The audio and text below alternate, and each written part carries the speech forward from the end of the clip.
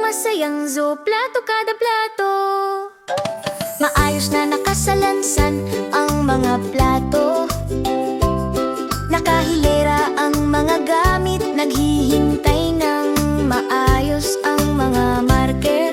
Ang mga bilog ay nagiging masisiglang mukha.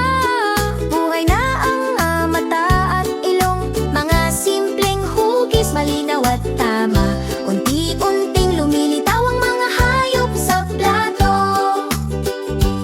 Guhit ng bilog, guhit ng maayos, ang mga papel na plato ay napakatamis.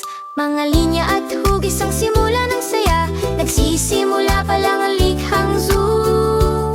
Pinupuno ng mga kulay ang bawat nakangiting mukha, malalambot at maningning sa bawat sulok. Lumalabas ang ginupit na tainga at kiling, idikit ang mga ito, hawakan ng malapit, dahan-dahang idiin, sakto lang. Perpekto ang itsura ng mga hayop sa plato.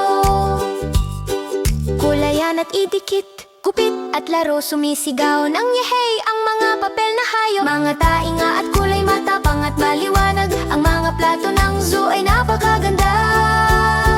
Mas marami pang plato ang pumipila, iba't ibang hayop kay gaganda.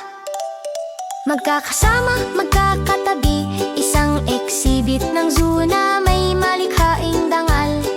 Bawat plato ay may sariling pwesto, buo at astig ang papel na zoo.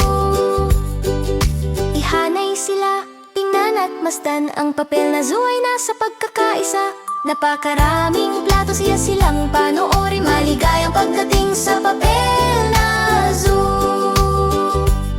Isang plato, dalawang plato, lumikha at numiti, ginagawang estilo